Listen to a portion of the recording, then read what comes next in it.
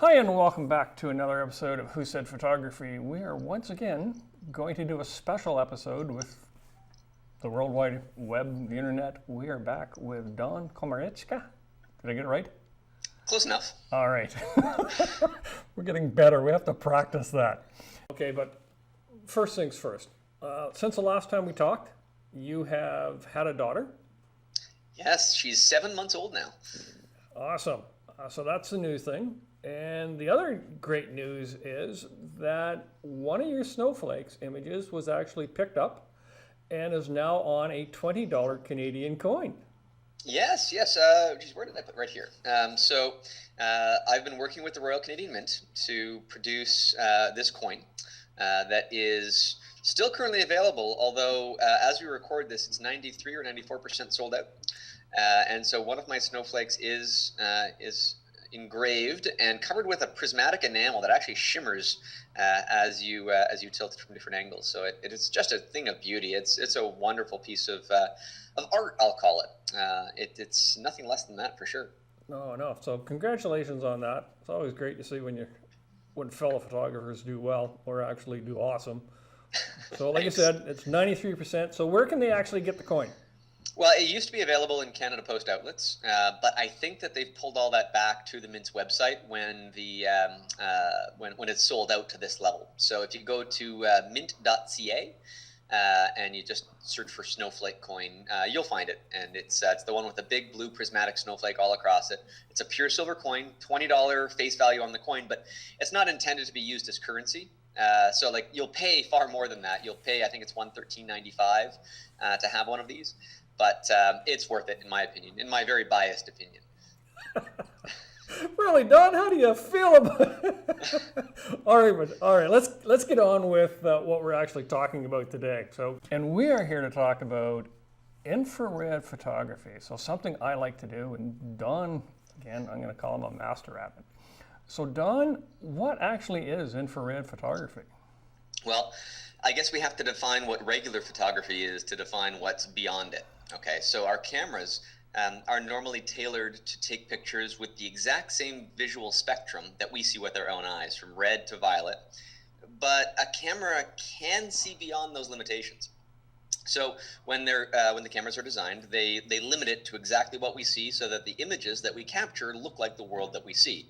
And that makes sense, so that's the way a normal camera works. But the silicon in the actual sensor itself is sensitive to ultraviolet, which is beyond our visual spectrum past violet, and infrared, which is even longer wavelengths that are deeper reds than the deepest reds that we can see. And so if you create a camera or create a modification to a camera that will allow it to see that infrared, then things become a little bit different. They become a little bit more magical. And there's a few ways for you to do that. But before we get into that, infrared photography is a type of photography using wavelengths of light that we cannot see with our own eyes that make the world look different. Yeah, okay. So one of the things, we both shoot it. So I'm very apt at shooting infrared. So let's start by going over some of the equipment that you may or may not have. One of the cheapest ways, or the inexpensive ways of doing it, is actually using filters. So I use filters mainly because I sold my converted infrared camera. You have the infrared camera converted. I have. Right. So when we're talking about converted cameras or filters and what have you, we need to put this into perspective because the sensor is sensitive to infrared and there's filters that block it. For argument's sake, let's say that filter blocking infrared light is 99% effective. It's probably more than that, but let's just say 99. Okay, so let's back up. You're saying the camera automatically will see infrared, but it's adjusted so that it doesn't capture that? Exactly. There are filters in front of the sensor that block infrared light from messing up the images. Oh. And I'll actually show you, if I can find it sort of out of order in my sequence here. I've got a bunch of images that will illustrate the exact concept of how infrared photography works. And I think that this will be a great visual experience for people rather than hearing us talk, because it's kind of a hard concept to fully grasp. If I share this with you guys, you should be able to see this view of downtown Toronto. And this is the way a camera would normally see things, because it's got filters that block infrared and ultraviolet light. However, if I take those filters away from that camera, this is what the sensor would normally see. So this is a full spectrum camera that sees infrared, ultraviolet, and visible light, and it looks nothing like what we would normally see as far as colors go. So the filters have to go in front of the sensor to stop it from looking like this as a result, so that the final image ends up being like this. So this is the way our cameras normally function. And if we want to explore just the infrared slice of that spectrum, well, then we can start to narrow that down. We can put filters either on the front of the lens or modify the camera, as we've been talking about. Now, if you're modifying the camera, you can use any wavelength of filter cutoff that you want. But if you're putting a filter in front, you're pretty much limited to the pure black and white or just a little hint of color infrared. So when you're getting into the extreme infrareds, it's black and white. And black and white. And at 720 nanometer, this is the standard infrared filter. If you look for an infrared filter, this is probably the one that you would get. And that can be put on an unmodified camera, just the same as it could be on a modified camera. The trick here is going back to that idea that the camera blocks 99% of infrared light. If you put a filter on the front of the camera that blocks 100% of visible light and lets 100% of infrared light through, then theoretically you could make an image with that remaining 1% of infrared light, and it would look very similar to this. The challenge, though, is 1% of your available light is not a lot. You're going to have to crank up your ISO. You're going to have very long shutter speeds. You're going to have to be on a tripod for sure. And you're also not going to be able to look through the viewfinder and see anything because your eyes can't see that infrared light at all. So there are challenges with an unmodified camera. The results will be the same. It's just a little bit more difficult to get into. It's also a lot less expensive. You don't have to dedicate an entire camera body just to this type of photography. You can buy a filter and you can experiment with it. Right, but I think you and I were discussing earlier that there's different type of filters you can purchase as well. Yeah, I've got a whole array of filters. Each one of these does a different thing in infrared. So the standard infrared filter is going to be something like this guy here. To me, it's completely black. You might see a tiny little bit of light coming through because the webcam will actually reflect a little bit back onto it. But this is black to my eyes. A camera can see through this in infrared. This is a Hoya R72 filter, and it's a fairly common piece of equipment. If you want to go a little bit different, you can go to pure black and white infrared, which to your eyes, it's going to look exactly the same, but there's no color information that gets transmitted through at 850 nanometers. Those are the true infrared spectrums. If you're getting a camera modified, however, you can use filters that take a slightly different stance, because I've got this one here that looks red, right? So I can still see through this filter because it's letting some red wavelengths through as well as infrared. And that adds extra color into the mix. And I can have maybe just a tiny hint of red coming through where, again, it's almost completely black, but I can just barely see through that. And so the more you add into the visual spectrum, the more colors that you will have and the less infrared feel that you've got, but the more flexibility you'd have in post-processing. It is an entirely different world. What we're doing is we are seeing infrared and different parts of our visual spectrum as a new image, as a new way to see the world. And so there's no right or wrong answer to it. It just depends on the feel that you're after. Yeah, okay, we understand that as well. But you had an image that I thought was really cool because we've discussed this before. The image was showing where you're shooting people downtown. I think it was downtown Toronto. And you can actually see who has and who has not dyed their hair because I'll show you that. This is really fun because this illustrates the differences in infrared photography, because it is not just, oh, well, certain colors shift in certain ways.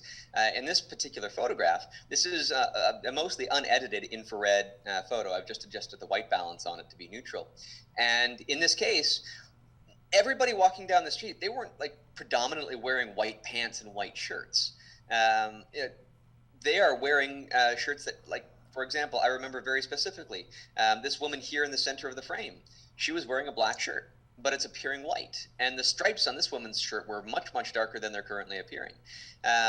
Artificial dyes will often reflect infrared light far more than they would visible light, and their colors or their brightness gets skewed. And to your point about people dyeing their hair, these girls on the right-hand side, they did not have blue hair. That's just an artifact or a problem with infrared light behaving differently in the dye. So if you take a picture of people that have dyed their hair, you will see something strange. There's one, two, possibly this woman here, this woman across the street.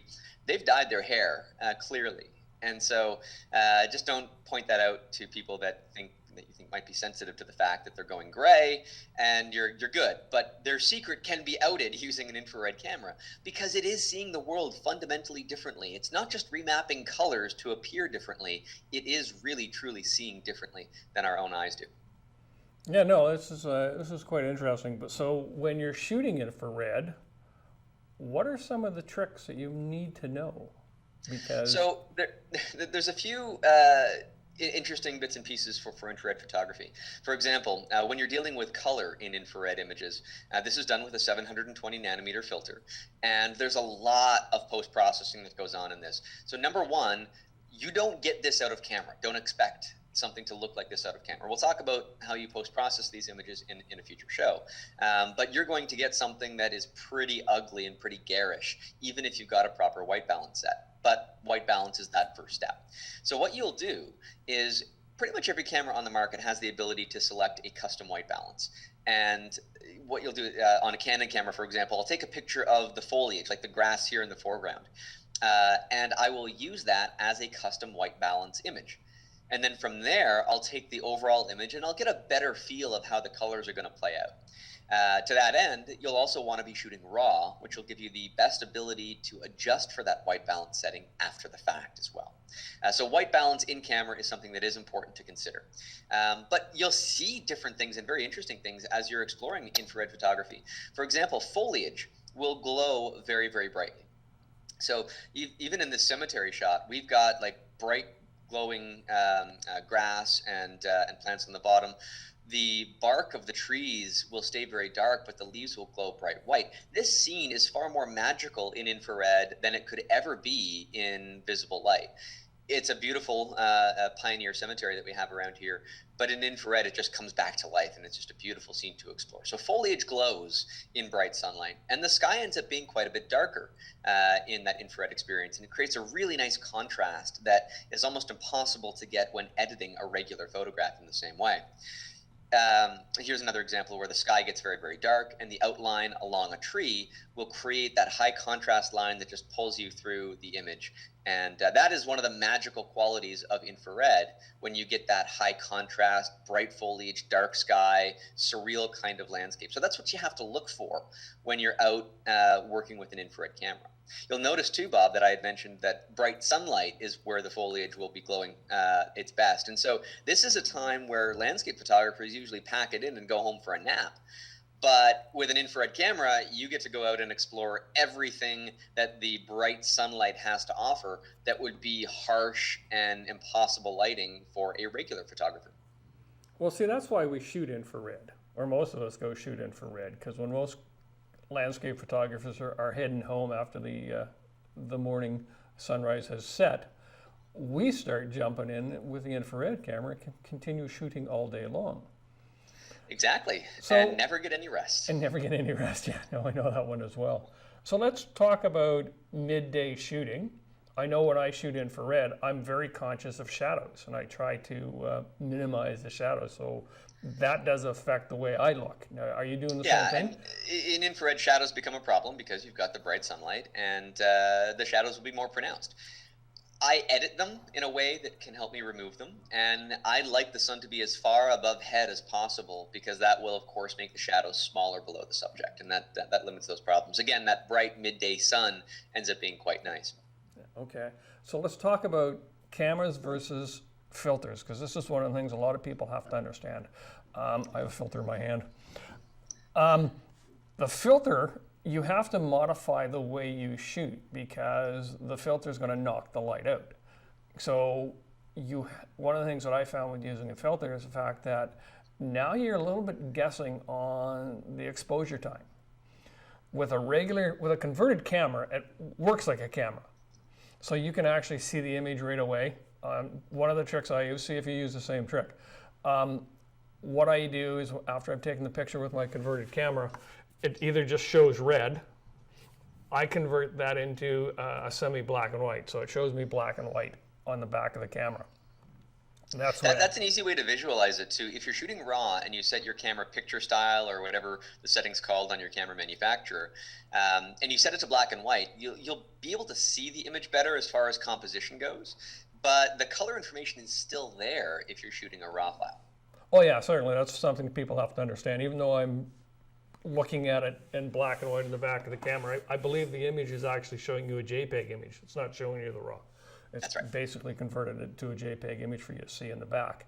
But the thing about using a filter is that it takes a little bit longer to expose properly, and you may have to guess. So 9 times out of 10, I use about 1.5 to 2 minutes for my first shot. But here's the trick on a couple of these things. So if you're doing cloudscapes in infrared, which I absolutely love, I'm okay with using a filter. That long exposure makes those clouds streak across the sky and gives you like beautiful visual lines that guide your eye across the frame. Yeah, no, but can you still do that with the camera? Because I've tried polarizers. Camera, yes, but you have to use an ND filter, a neutral density filter, to block the light down again. And when you're doing that, there's a couple of filters that I've used that have very little infrared response. They don't block infrared light. The cheap neutral density filters don't work for you. Breakthrough Filters makes their ND filters and they block infrared light. Hoya just rolled out a series of IR ND filters as well, and they're intended to block infrared light. So you have to make sure, if you want to get those nice streaking clouds with a modified camera, you've got to add an extra filter into the mix anyhow. So if that's your goal, then that's what you have to take. Now I've got, by the way, this is an infrared modified camera. It looks no different than a regular 5D Mark II on the outside. On the inside, if I were to show you the sensor, and it might not even be able to be lit properly, but if I were to take a picture here and flip that up, the sensor itself on the back of that camera it looks black. And the reason being is because it has that infrared filter that I showed you earlier that is completely black. It's just fitted in front of the sensor itself. So when I'm looking through the viewfinder and the light from the lens is coming up and through the viewfinder, I'm still seeing things normally. Yep. And the camera, when I press the shutter button, flips and it will take that infrared shot. So it lets me see through the viewfinder without any trouble. The issue with that, however, is twofold. Number one, infrared light focuses at a slightly different point than visible light does. And if you have a lens that has a little focusing window on it, it might have a little red dot, or if it's a zoom lens, maybe a couple of little red lines on it. Those are infrared offset lines to show you how far offset the infrared focus would be. And that's really cumbersome to calculate exactly where that should be. Oftentimes you'll just shoot with a smaller aperture to compensate for that. Number two is composition. So if I'm looking through things in visible light, the infrared composition would be quite a bit different. And there's a lot of weirdness that comes up when we're talking infrared. I'll show you one more because I think that this is something that for me was really curious and really fun and something that you'd normally try to avoid in infrared photography and or in regular photography in general, and that's flare. So one of the things about infrared photography, when you're shooting into the sun, is you are prone to flare to a very great degree. And in this particular case, this is a fisheye lens of a local landmark, a local statue. And you've got this blasting flare right across the frame. Now, in this case, it's competing with the subject. It is not really its own thing. But I got to thinking, well, what if you, in the right conditions, you make the flare into a subject itself? And you can play a lot with the natural lines and shapes and geometry of flare and have a lot of fun experimenting with that in infrared. Now, the coatings in lenses that normally block flare and glare and ghosting and all of those things, they're ineffective in infrared. So it's like your lens doesn't have those coatings, and now you can play around a little bit more artistically with the optics that you have in front of you. Yeah, that's one of the things I've never really actually done. I've never gone out to get flares in my images. That's quite interesting as well. That's so how often do you go out and check for flares? Now, is that a natural occurrence in the flares? Yeah, that's all natural. I mean, whenever you're shooting directly into the sun, you will see flare like this. Now, this one, I've got the lens completely wide open, and so the flare is very, very circular. In the previous shot, the aperture of my fisheye lens has 5 blades, and so the flare becomes pentagonal. It's got 5 sides because of 5 aperture blades, and it'll take on that shape. If I was shooting this image again with the lens wide open, the flare would be circular. It takes on whatever the shape of the aperture is for that camera. So in this case, again, circular. As I continue to experiment with infrared, there's many scenarios where you might not have expected infrared, because Bob, we were saying daylight is great for infrared, but what about in the middle of the night? Here's the Toronto skyline photographed entirely in infrared, and I think that it makes a really interesting and compelling image, different than the regular kind of skyline shot that you would see from a city. And so that was a successful experiment. I've done others where I'm photographing the night sky and the stars. And this is actually a print that I have up in my studio. I love the image so much. This is the moon that's rising. And the moon, just like the sun, will create flare. It's blasting flare across it, and it's blasting flare across the entire image. And it's a subtle accent to the image. It's not competing with the subject. It's just sort of enhancing it and adding a little bit of magic to the image as well. Flare is something that you will see whenever you're pointing an infrared camera at a bright object, daytime or nighttime. How did you even expose for that? Very carefully. This pushed the limits of my camera gear. This image was done using a lens that had an f1.4 aperture, which lets in a ton of light, and it was shot at ISO 6400, which is the maximum that my infrared camera can go and still be usable, and at around a 20-second exposure, which was very, very long based on this focal length. So, this was put together as a panorama in order to get this field of view.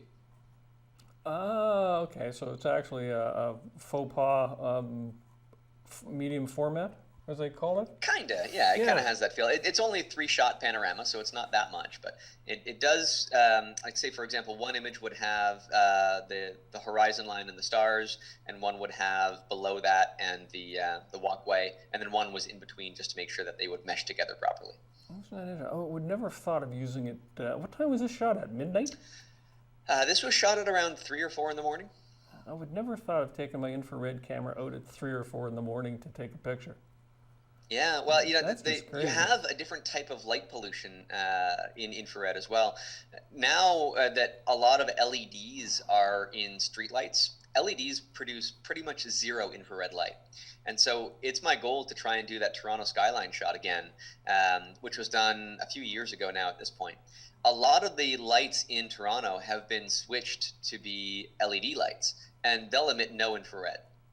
So I could potentially get a starscape above the city of Toronto if I'm shooting it in infrared light, because there'll be less light pollution from the light sources now that everything is being converted into to LED lights.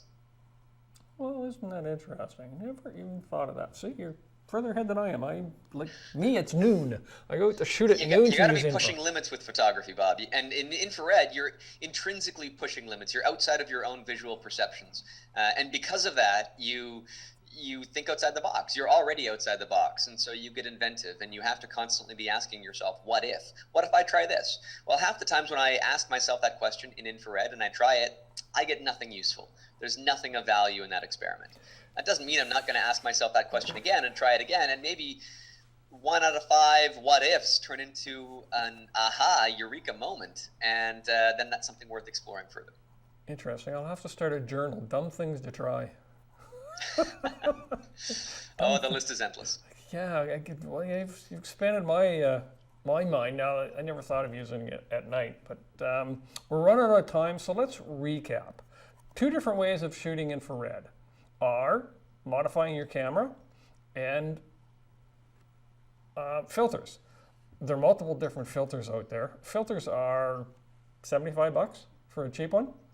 And then I'm not even going to ask what you paid for yours, because I know you order off Amazon and like crazy stuff off Amazon. So well, you know, like I did some ultraviolet filters as well, because that's something that, you know, if you're doing infrared and you've got a camera that's modified for full spectrum, that's what I have all of these flashes for. This is a 2-filter combo, and that costs about $1,000 for just some filters. And so yeah, I go all in when I do this stuff. But yeah, $70 is really the entry point when it comes to exploring this kind of world. Okay, so yes, that's a cheap way to get into it. That's a pretty cheap way of getting into it. so that's a good thing. So filters, you can convert your camera.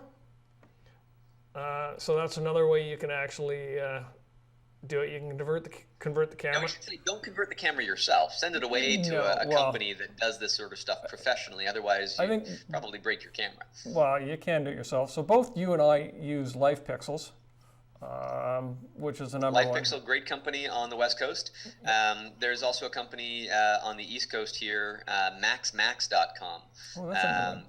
And they do some great work.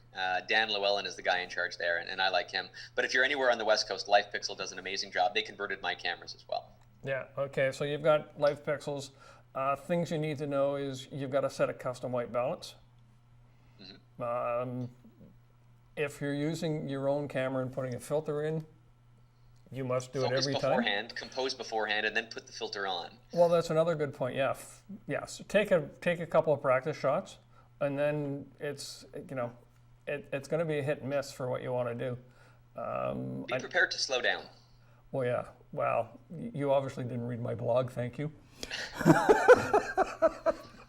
Last blog I wrote was called Prize Seeking versus Impulse. Of course. There you go. Yeah. And it talks about slowing down. When you go around clicking the shutter a whole bunch of times, and when you slow down, put thought into it. So that's one of the ways you want to do it as well. So there you have it.